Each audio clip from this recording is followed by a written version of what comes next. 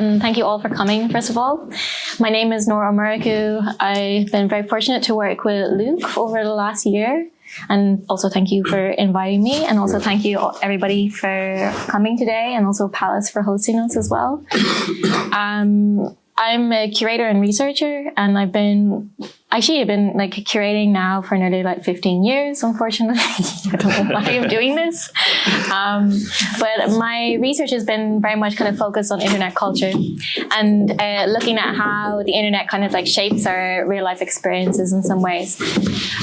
Since 2022, my research is more predominantly focused on kind of like the politics of image making. And I've been trying to kind of like understand and look at like how, first of all, kind of like how information has turned into images, or how kind of predominantly that like the way in which we consume information about the world and information about our environment has become kind of predominantly through social media, and also through kind of images themselves as well. And so I think the first thing that actually like started me on this path of research was actually the Queen's Jubilee Parade, which happened in like 2021, as far as I remember. I don't know. I think she was like half dead at the time, so that was always really good. That was good. But I can't remember. So it was her 90th Jubilee year. So it was like 75 years on the throne, for example. But she was too sick to leave the palace. And instead what they did is that they took this carriage, this golden carriage, and they put a hologram of her face into the windows, and then paraded this kind of like assemblage of both the golden carriage, which is extremely ornate, gold taken from God knows where, in what part of the world. And then they used kind of like this image of her from when she was in her 20s, so in her late 20s, early 30s, and became very interesting to me, because actually what happened, and this is the thing that actually like basically sparked off like the last like 2 years of my 2 years of research for me anyway, was the fact that the ways in which people reacted to it, and they reacted to the image like being transported through the gold carriage through the streets of London as if it was actually a real person themselves. And so like actually what I saw on Twitter was actually videos of people kind of like cooing at the image, going like, oh my God, look at her, she looks so amazing, as if that like an image or a representation of a person can stand in for how we kind of like experience people. And this has predominantly become about as a result of kind of like the ways in which kind of social media platforms kind of increasingly stand in for the ways in which we make relations to the world. And so the reason why I was like so interested in this actually at the time, because this was kind of like post Brexit. It was like probably like, I don't know, like a year and a half like into Brexit, where basically you begin to see kind of like what has happened to the UK as a consequence of Brexit, is that like people have become poorer, and people have been increasingly relying on more like public services. People were increasingly relying on things like food banks, for example. And it became kind of like interesting to me that like an image like this was actually used kind of like strategically as kind of by the nation state itself as a way to kind of like distract from kind of like maybe like the level of poverty that was increasing, and then also the fact that it was an image of a young woman in her prime as opposed to a woman the way that she currently is at the age that she currently was, which is like, I don't know, like 90 or something, 90 something. I don't know. I deliberately don't try to know information about the Queen or the royal family, so I will confuse that, and that's fine for me. But it was interesting to me as well, because for me, I felt kind of like what was happening is that while kind of like the British Empire was in decline, that basically that like for me it was kind of like a form of kind of nation state politics that happened kind of in this very kind of like assemblage ways to like kind of reignite kind of like a public image or a public kind of favor for both kind of like the decline of the British Empire and the Queen itself as well, to remind people that like Britain was great at one time, and that it used kind of its colonial might to kind of create that power as well, and to remind kind of people of that as well. That's what it communicated to me anyway. And that began kind of like a series of research for myself, where I was became more and more interested in what images were and how they were becoming kind of automated with different forms of kind of like technological components, and then become kind of like active agents in the world in terms of like how they move through time, over spaces, and through history, for example. So how an image from a past can actually kind of reignite kind of like a political favor for a nation kind of in decline in a way.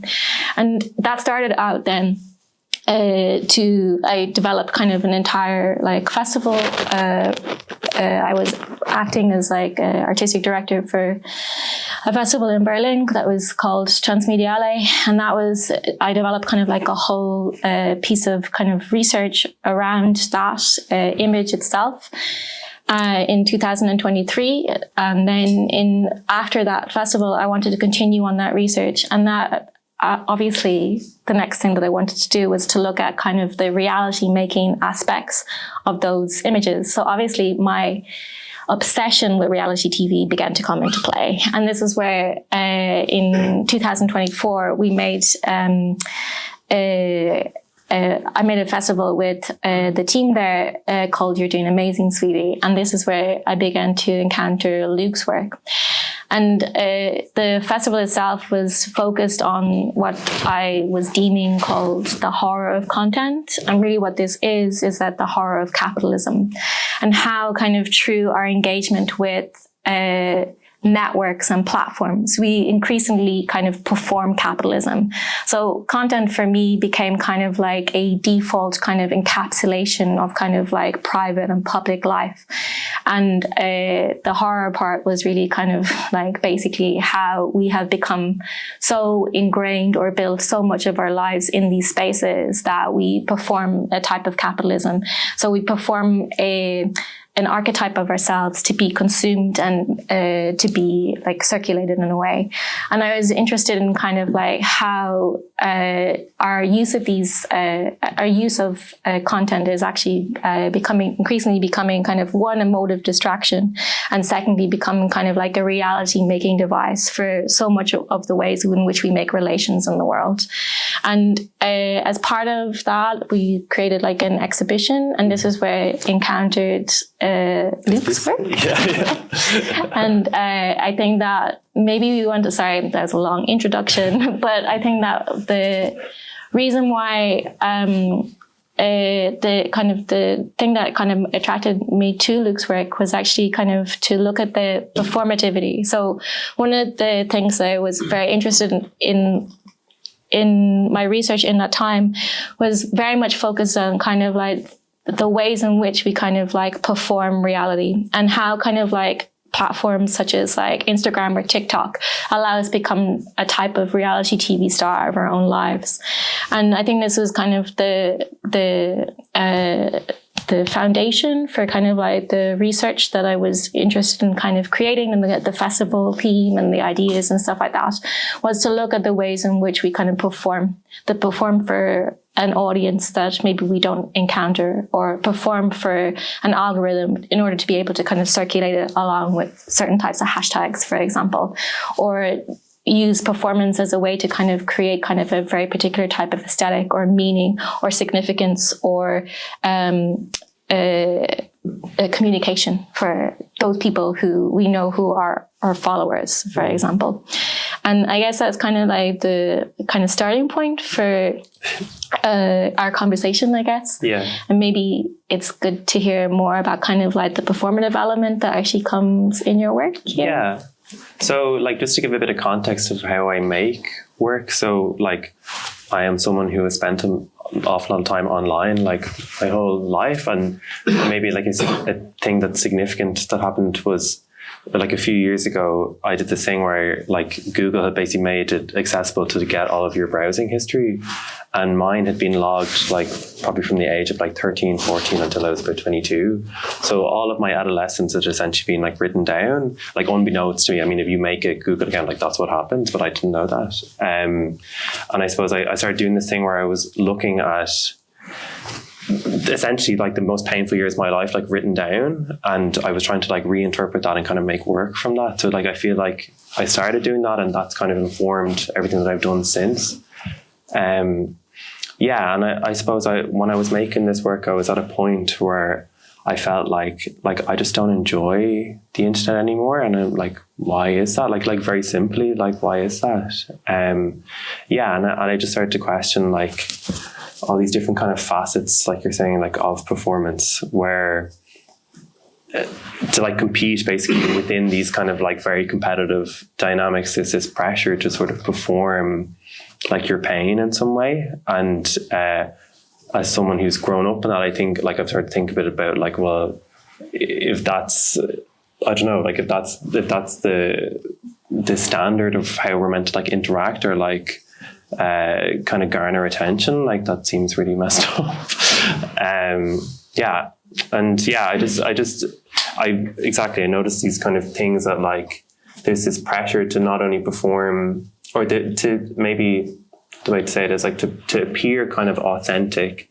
It seems to be like this pressure to perform a sort of realness. So it's like if I can like show my pain or if I can show some sort of like reality, like that's a way to like be real. And it's like it's always obviously that blurs this line between what is actually like real and what is performance. I mean, I answered in a backwards way, but that's like that's my kind of thinking behind it. And I just think this idea of like you're not only seeing all these images of yourself, but you just have access to all of the things that you've consumed like all the time. And it's like this very weird parasocial relationship where you're seeing like iterations of yourself, but like iterations of the content, you know? I don't know if that answered.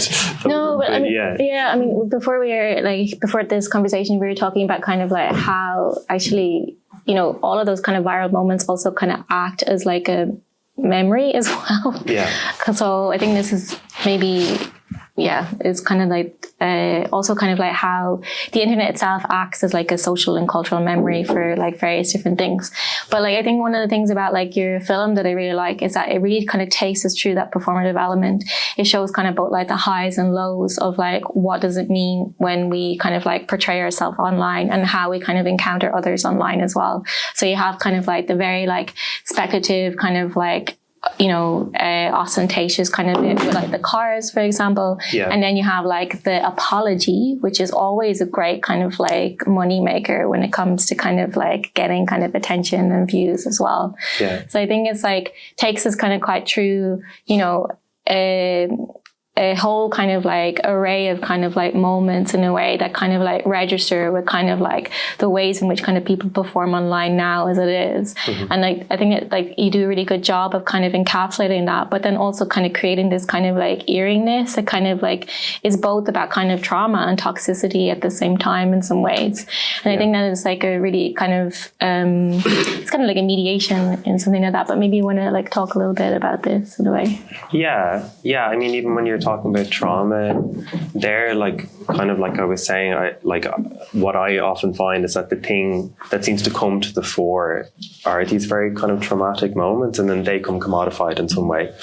And I suppose I'm interested in like if we treat that as normal, like how does that affect your relationships with other people or like in your actual life? And it's like there's something very voyeuristic about also like watching.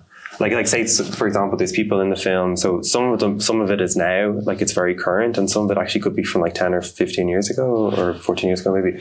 But it's like people that I might have watched as a teenager, and it's like I watched them for whatever reason because, you know, they were like alternative or like it was, you know, it was pretty like teenage stuff. And then like you're seeing their kind of decline. So it's like you also like have these like spectacles of people that where you're actually seeing like, I don't know. And I'm also just interested in like I feel like there's so much rhetoric of like just like celebrities like talking about like how anxious they are, you know, and it's like that, like that, like I was saying, like that almost becomes a way to like appear like real. It's like,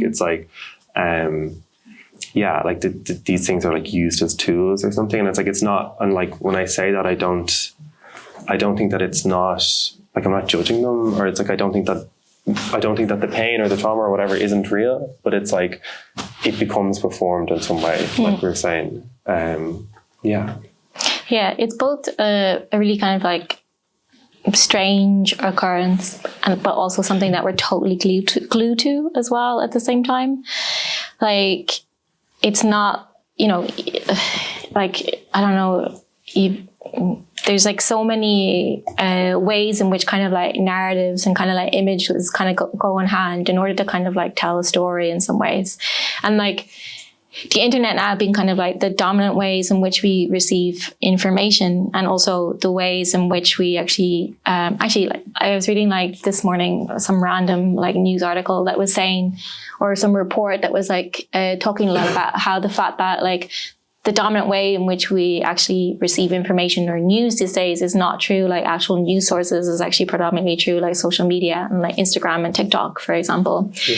And then they did like a survey about kind of like, how people deal with kind of like image, like representations of image rather than actually like an image itself. And people saying that like, you know, the idea of like an image that is like artificially generated, or using kind of like things like 3D models as if to stand in for another thing, is that they're beginning to kind of like accept this more and more. And I think this relationship between kind of like what's real, what's authentic, what's generated is kind of like a tension that is kind of like increasingly playing out both socially and politically, but then also kind of like you deal with this kind of quite well in a way, or you deal with it in a way that is like quite poetic, that is like, it doesn't offer like, which I don't think that art should ever offer like a solution or an answer, just to be clear. I think that you deal with it in a way that is kind of like more of like a question, but like not a question, like kind of just raising a point and then kind of dismissing it in a way. Yeah. I mean, for me, like I try to make things that I feel like honest with how I feel about stuff. So like I don't try to be very like prescriptive in what I do. So yeah, and for me, like there's also like a reality of like this, like I feel amongst this. Do you know what I mean? Like this is the stuff I'm consuming, and like I'm trying to like reiterate that into sort of an art context. And obviously I have like these are ideas that I'm thinking about, but I also want to be real with how it feels to just like be online and like to experience these things. Yeah, and I think there's something interesting about like what you're saying about it becomes more about the image or more about the content, and like that, like that's what it feels like, that increasingly like we're pushing ourselves to just, it's not even about like what it's saying, like it is just about the virality of it in some way. And yeah, it's like, I don't know what the solution is to that, but yeah, it's just like, get offline. Yeah. Basically. But yeah, like I don't know, like I remember like, so I watch the Kardashians a lot. It is my guilty pleasure. I'm very proud of it. Thanks. Mostly to my friend, as a result of my friend who's sitting there as well. But I remember there's two kind of like arcs of like the Kardashians. There's one is like I don't know, the first one was like when they were just becoming famous. So it was just like them kind of, and it was a little bit more like authentic, to the one now that kind of like exists, which is basically just like their PR marketing machine in a way. And so I think that like this kind of like transition that we have, or like kind of as a society and as people who use the internet a lot, that like at least this is something that I've noticed, as like maybe it's just like observations that I make, or maybe I just spend way too much time online, that like increasingly kind of like that idea of like authenticity and kind of like reality is being increasingly erased through this idea of of trying to kind of artificially create kind of a form of authenticity in a way. And I think it comes back to like a lot of the ways in which, like for me, it was always about this kind of like notion of like horror of content, or like horror of performing capitalism in a way, that would become so kind of like ingrained in these networks that sometimes we think that like, oh, we don't even realize that our behavior is as a result of kind of like the commodification of like so much things that relate to kind of like images, language, and even like gestures, for example, as well. Yeah. I don't know. Yeah. Yeah. I mean, something that just came to my head there, I mean, it could be random, but like, I think one of the things that I try to do when I make work is like, I try to go off feeling, and like, I mean, I'm kind of repeating myself, but I feel like so much of what you're consuming is just like highly like emotionally charged, and it feels like it's designed in that way. And so like there's also like a point on my behalf to try like make that really apparent. And like also I also just think it's interesting to just like take these things that we consume and try and make them into like almost more like cinema, or like in this kind of cinematic way, because like that, like increasingly like cinema feels irrelevant anyway. So it's like, do you know, it's like this is like we're spending, you know, whatever, like 6 hours a just day. bring it back. Yeah. But it's like you're spending so much time on your phone anyway. Yeah, I don't know. Yeah. No, it's true though. But like, I was thinking a lot as well about kind of like, especially this idea that you just pick up on now of that, like, oh, it's designed to be emotionally charged. And I think that like, especially since like COVID, that like now that we're increasing kind of like dealing with, again, this idea of like these kind of like binaries between information and misinformation, or real and also unreal in a way. But I think that like I've become kind of very interested in kind of like, you know, the ways in which kind of like, how actually, for me, the internet or technology is actually kind of like this kind of form of like mundane fascism that we've let into our lives in a way. And let me think, what am I trying to say now? I've been researching a lot recently on kind of like the affect of like conspiracies, and how kind of like within kind of like a space like networks and platforms that we're increasingly kind of like having this form of like competition between kind of like what information is a fact and what information is a fiction.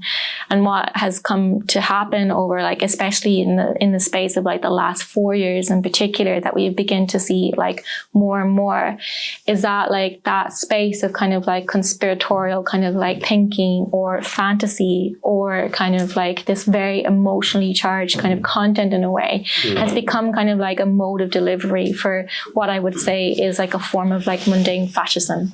And that in that context is actually the forms of kind of like male toxicity, is actually kind of like the authenticity or the inauthentic like disguise as authentic in a way. The idea of kind of like using kind of very kind of sticky kind of narratives that like prop up this notion of kind of like very particular types of ideals that relate to kind of like whiteness, for example. So I'm interested in kind of like exploring kind of like personally, my research is kind of like looking at kind of like how the fact that like more and more of like what we deal with actually, and which is also like very apparent in your film, is actually kind of like the toxicity of these places, and how they're actually kind of like beginning to increasingly affect kind of like what we are doing. I mean, I remember like I recently, before we had like, it was in 2023 where I just met Luke online, and I think I like recently like watched your film, or like in the space of like a month or something, of like watching your film or something like that, and it was the riots that happened online. And I think also like Bassam was actually on residency with me in Berlin at the time, and I think that like I just kind of came in that morning into the office, and I was just like, oh, let's just go out and let's not like deal with this at all. But for me, actually, it felt like I was watching your film. Yeah. And I felt it kind of like very surreal in a way, that like there was like such kind of like a sharp intersection with kind of like how these spaces are like completely co-opted by kind of like right-wing fascism now. And also actually like for many years, it's not like something new, like since like the early 60s and 70s, like the idea of co-opting kind of like cultural markers, for example, have been like a huge part of kind of like the notion of like the Ku Klux Klan, as it to kind of like create kind of a type of white cultural identity that can be commodified and kind of easily circulated. So for example, like the natural health and the natural beauty movement, it was actually started by women that were actually involved in the Ku Klux Klan members in like 60s and 70s, for example. And then that also kind of like circulates as well to like during like the early years of like Trump, the first kind of round of Trump getting elected is like basically all of the Pizzagate conspiracy stuff as well, where you had kind of like QAnon kind of like deliberately co-opting kind of like a political moment to create kind of like a reality within that moment in a way. And I think that like that's also a lot of like what is kind of, I mean, I guess for me it's like interesting in a way, kind of like to think about kind of like how your film kind of like rubs up against these things in a way. So. Yeah, I mean, I think part of my thinking behind like the maleness, or like this kind of like, I suppose, look at like different kind of facets of like a kind of hyper masculine identity was like, yeah, like I feel like I know people, or like that I just feel like are being pushed in these directions, but yeah, and like just that stuff, like you said, has just become so much more like persuasive and like is just so much more common. But I also like would have like an empathy for those people where I feel like we're in this mode where things are so fraught but so charged on both sides that actually I think it pushes people to extremes, but I also think it pushes people to kind of inaction as well. So like I would say that there's a lot of people who just feel very alienated in general. And it's something like I even feel that, you know, and it's like it just makes me question like how if we're using this, like if we're putting all of our emphasis for essentially like making content all the time, it's like that it surely isn't the only like mode that we can, I don't know, like use it for activism, use it for this, but it's like everything is through like platforms essentially. Yeah. And like even, just about the maleness as well. Like I think like as a queer kind of male, it's like I suppose maybe there's this idea that you can't really talk about this kind of like straight maleness. But I think it's very present in kind of like the gay world, and it's often like fetishized. And I just think about this idea of just, like being subservient to like straight men all the time, and like that just being like such a dominant force in like our culture. And how that filters down and becomes kind of fetishized. Yeah, it's unfortunate there are so many white males. Sorry. That was a joke. Or was it? I mean, I have like 5 brothers, so. I mean, I think this is kind of like what you're kind of like getting into, what we're kind of getting into as well is our conversation really about like isolation in a way. Yeah. And how this is actually kind of like, I personally feel that like what the internet represents now, or like our attachments to the internet or our attachments to social media, like if you look at like how much you look at stuff on, because there is an app, there is like a notification that if you have like an iPhone, I don't have an iPhone, I have a Samsung. But it tells you how much screen time that you're actually behaving. And actually Instagram now tells you how much screen time that you're actually kind of like using as well.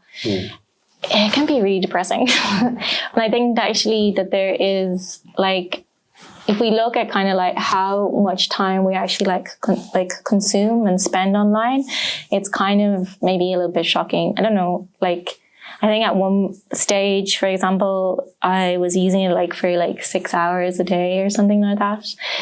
And I think that for me, actually, like what that represents, it can actually represents like a number of things, but one, it definitely represents kind of like isolation. Another thing, maybe it represents kind of like depression in a way. And I do worry about kind of like our dependencies on the ways in which we're actually kind of like spending our time. And that's not like a judgment, but rather just kind of like a more of a kind of like collective concern for kind of like where we go as a society together, like regardless of not like how many of you are like my direct neighbors. I still think that like it's concerning to me about kind of like how so much of like what becomes kind of like status quo in kind of like what we use or what we consume online, it becomes kind of like an actual force that actually kind of shapes kind of like our material realities, our political realities, our social realities, for example, as well. But I don't really have a question on this. Yeah, no, well, I even think like when we were chatting earlier ourselves just about like our experiences, maybe like early experiences like being online, and like for myself, like I was someone who actually really enjoyed it. During my adolescence, because I didn't have a lot of friends in my real life, so I spent an awful lot of time like on Tumblr and all these websites. And, like I think it informed my art practice in a massive way, but it also probably seeded a lot of kind of insecurities and like a lot of probably like things that I didn't realize were actually like highly addictive.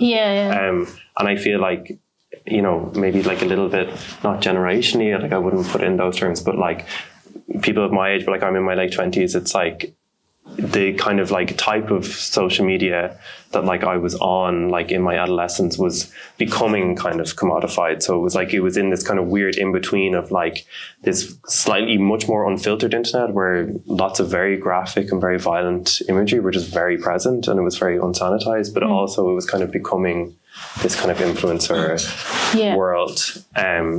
So it's like I feel like, I don't want to, like, I'm not trying to say that to be like, I feel, because I don't like when people put up like very distinct, like generational guides or whatever, but I feel like I've seen both sides, if that makes sense. Like I've seen a kind of like a more slightly utopic way of it working, and then a way that has just become kind of depressing. And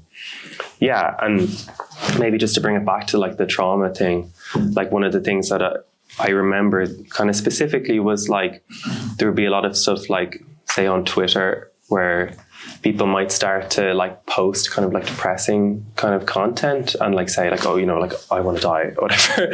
And like you would tweet it, and then like all these people would respond like anonymously and be like, oh my God.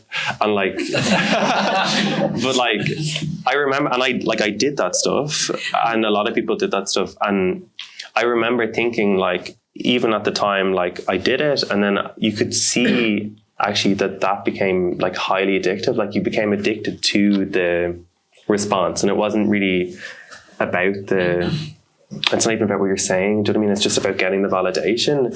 And I felt like that was kind of like like that kind of way of interacting with social media. Like I feel like that has become normal. Like I feel like that is TikTok. Do you know what I mean? Or it's like, it's just like, that is just like this overpouring of like, kind of like an oversharing, and like that's, again, like that's not coming from a judgmental point of view, but you can kind of see like the evolution of like these kind of practices that are like possibly quite unhealthy. So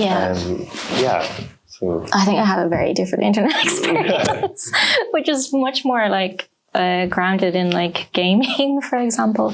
But I think though, like really what you point to actually is actually like really important, because it is very much kind of like getting at like how we kind of are making kind of connections to one another, but also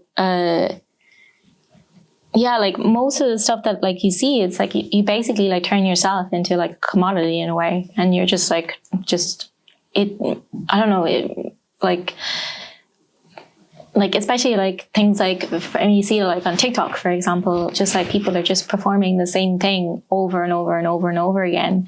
And I think that was kind of like another aspect for me that was kind of like also kind of fed into kind of like the horror content, is that like everything was the same in a way. And it becomes kind of just kind of like this homogenous kind of like way of thinking and doing. And we're kind of totally addicted to like those notifications that tell you somebody liked it, or, you know, you even do it yourself where you're like looking to see how much like story, how many who's liking your story, or like how many people are liking your story. And then you even notice that like, you know, oh, I only got like 90 looks at it, or whatever, 90, I don't know how to say this word. Like views. Or, views, thank you. I mean, like those, exactly like what you're saying, that these, I don't know, these things that, I don't know, like you're addicted to like that, like maybe that's, it feels like it's gone, I don't know what I'm trying to say, but like it feels like it's gone in that direction where it's like the addiction is about the validation, or the addiction is about, and like, I suppose like that was something I was very conscious of, like in making the work, and trying, like, that's why I'm trying to use my own experience, because I'm also trying to go, well, this is like, I feel part of that, like I've said that, but like I feel part of that kind of world. I don't know. I think that's what I like about it, because like it's quite voyeuristic as well. And then also it has kind of like this very hazy cinematic feeling to it as well. But yeah, I think it's like a combination of these things where I mean, personally, I don't see, I think what we tend to do is to kind of like look for ourselves in the kind of content that we consume, and to use this as a kind of like way to kind of like make a reality for ourselves first and foremost, and then also kind of like use it to also kind of communicate who we are on another level as well. So you have that kind of relationship between kind of like consumption and kind of the idea of like reposting, for example, or, you know, using it to kind of communicate like a certain kind of like social or political like perspective, for example. And yeah, I think that like what that also kind of gets into, or like what we've been discussing in a previous conversation, is kind of like the idea of the image of like what we do and the kind of the reality or the material kind of aspect of what we do. I mean, like when, yeah, I don't know if I really want to bring up my Berlin experience. Yeah, it's up to you. No, I don't think so. Yeah, fair it's enough. too dramatic. Well, one thing I would say about like I was going to say something there about the kind of the image, like when you're saying about like this kind of reposting, like I feel like a website like Tumblr like exemplified that really well, where you would essentially take someone else's content, or you would take like an image from cinema or whatever, and you would reblog and put it on your blog, and like you were like building this like aesthetic around yourself, and like that was a really great platform. And like I think that, but that kind of mode of operating on the internet has kind of become like the norm as well. So I feel like I'm also trying to use that as a way to make art, but also, yeah, it's like you're like, so some of the clips in the video, for example, like this clip, this girl called Jessie Slaughter, she's the girl who's like crying, and she's saying, you know, I can't believe you've done this to me. And like she was like a viral sensation. Like, so she was like a 13-year-old girl who basically like backstory, but her, it was just like very fucked up, where basically like she was like assaulted by like a band member, and then she posted this video about it online, and it was posted on 4chan, which is obviously like this kind of right-wing website, or has right-wing tendencies. And she basically was like bullied by the internet. And so it's like her images or whatever, like they become memeified, or like they're made funny, but also I think this thing happens where like this spectacle of like their trauma becomes like part of your trauma in some way. Like that sounds kind of abstract, but it's like and I feel like now if you like look at like content on TikTok, let's say, it's like there's so much like of these edits, or I'm really interested in these, even like there was like all these YouTube edits where people would like take like a kind of a depressing quote from like a film or something, and like cut them together, and it's like a way to kind of get like a feeling across. But it's also a way to like self-identify with it. And I feel like that was happening, you know, that's happening with like cinema, but it's like then it's happening with like real people's lives. So it's like you're taking like real content, or like it's real pain in some way, even if it has been performed, and then you're like reposting it and rehashing it and editing it together to like music, and then it becomes like about you or something, or like you're trying to say something or bring something across. So I think like that's a really interesting thing that happens, where like you can, some things get posted and then they get rehashed. So I feel like that's how I try to operate while making the stuff. Like I'm obsessed with those edits. The remix. Yeah, the remix. Yeah, and like I feel like. But that's what like the whole like TikTok thing is about. Like at least for me anyway, it's basically like constantly like remixing the kind of same thing. Yeah. Except it doesn't actually. It just produces more and more of the same rather than what you're doing. Yeah. But yeah, I think I think also as well like our use of these platforms as well have become,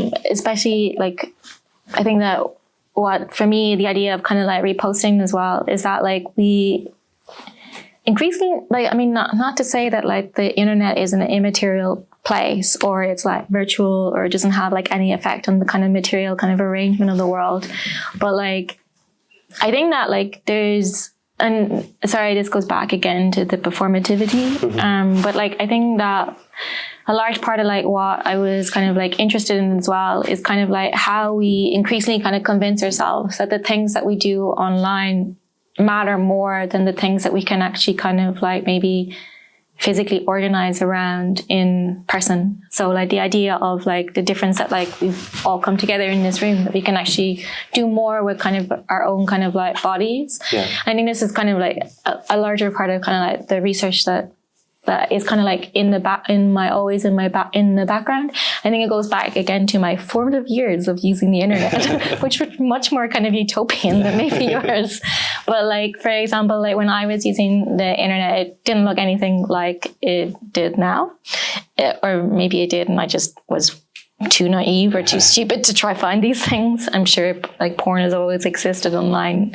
But like, I think that like when I was like kind of like 14, 15, that like, for me, kind of the internet was actually about like going to my neighbor's house and playing video games together, or going to my friend's house and like going on IRC together. So it was very much kind of like this like material thing of doing something together. Like basically from like my whole kind of childhood was like playing video games in a room with my brothers and sisters and my next door neighbors. And so for me, it always had this kind of like collective feeling to it that was kind of like important. But the collectivity wasn't really kind of the collectivity that just kind of existed online. It was actually like physically around me in a way. And I think that is like, for me, that was kind of like, that was how I always thought about the internet. And as I was saying earlier, that this feeling totally evaporated for me as kind of 2008, 2000, like onwards, basically. And it only recently came back in because COVID came and I started playing Animal Crossing. And then I started visiting like strangers' islands to go like get apples and buy gold, basically. Yeah. So yeah. I mean, I think just like the side point to that is like, obviously the perspective that we're giving, or the perspective that I'm giving, is a one perspective, and there is always like alternatives, but it just feels increasingly like the emphasis is on the stuff that we're in. Do you know what I mean? So it's hard to see an alternative, but like obviously there are lots of very interesting things like Discords, or I don't know, people who use like Arena, like, you know, these websites like that are kind of slightly alternative to like the mainstream. But I just think the adoption or the focus has become on these spaces. So I feel like we need to kind of deal with them like materially or something. Totally. Yeah. I mean, like, I think that, but I mean, I would agree with you that like, I actually think that like, it's become quite like a dystopian space in a way. Like, I don't like lose any of like the kind of like the idea that there is a political possibility within these things. But I think that increasingly we need to be realistic about the fact that these are actually like spaces of corruption, or spaces of kind of reality making that are actually kind of like maybe more damaging than they are to being good. I mean, the Irish government just put 6 million into like making little bags for children to like block signals for their phones. That was Grey's money, not. But yeah, like I think that like people are really kind of, I think that it has become kind of more mainstream. And I think as like somebody that basically like grew up with the internet and like grew up like with the history of the internet, like basically like, you know, I remember like the first time I had like a smartphone. I remember the first time being on Facebook. So like being there at like the very, very beginning of like platforms like Instagram and Facebook, I was on every single platform that I could be on. And everything like from Bebo to making like friends with strangers, and like MySpace, for example, like I've been at the onset, and this has like also produced kind of like my own kind of interest as like a curator as well, in terms of kind of like how these as kind of cultural and social and political spaces have like transformed kind of like the like our environment in a way, and our reality as well. But like I think that like for me, I feel kind of like very kind of similar to you in a way that like I don't think that this is necessarily like the healthiest thing for our information ecosystem, that like, you know, that a quote that can be reblogged should communicate everything that we feel politically about a situation, or that our attention span has been so decreased that like we can't, like we all have ADHD, for example, unfortunately. So I think that like, but I think that like, you know, the idea of kind of having like a quick fix, or kind of like an understanding of like kind of where we are kind of like socially and politically, is not just going to be like, you know, put your phone in the pouch, because that will like solve the issues. Yeah, well, I also just think as well, like I've often say, because I've made work in this kind of realm for a bit, and it's like often a lot of feedback I would get is like, oh, like your age bracket and be this kind of thing, and I maybe could see prior to that how that kind of addiction would be more prevalent to people who were younger, but then like, you know, like I can see my mom is like watching Instagram reels like just like me. Do you know what I mean? It's like all of like it's like everyone. It's everyone.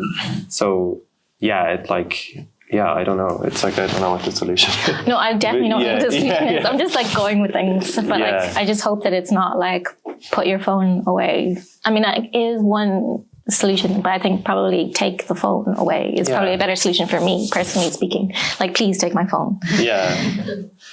Well, at least I think maybe that there's a point where we can, most of us can sort of acknowledge that we're a bit sick. Like, do you know, like that we've become kind of like, I don't know, we've become internet sick. And I think there is like a consensus of that. Like you find that more and more. But yeah, I don't know. Yeah, I don't know. I mean, I think as well, like with the, I think that, and also like they're not spaces that are actually like, you know, that we can actually like politically occupy for any kind of like progressive kind of reason either. I mean, like you see what happened, especially in, I mean, so over like since October 7 of last year, for example, you see kind of like the consequences, especially the relationship of like technology to kind of like a pro-Palestinian movement online, and how people are increasingly doxxed, shadow banned, for example. And those are like, you know, decisions that are happening in those platforms, for example. I think that one of the things that like was so surprising or so shocking to the US like politicians who all of a sudden realized that like the generation or the TikTok generation or the Gen Z generation were actually pro-Palestinian and probably a lot less Zionist than actually what they were. And they couldn't actually kind of understand or comprehend that. And like what you began to see, which was actually really amazing at the time, was like university protests, like university organizing, for example. But also you see kind of like how quickly also that was shut down. And actually like the consequence of like that. And like now when over like the last year, the relationship between, and also like coming from Germany,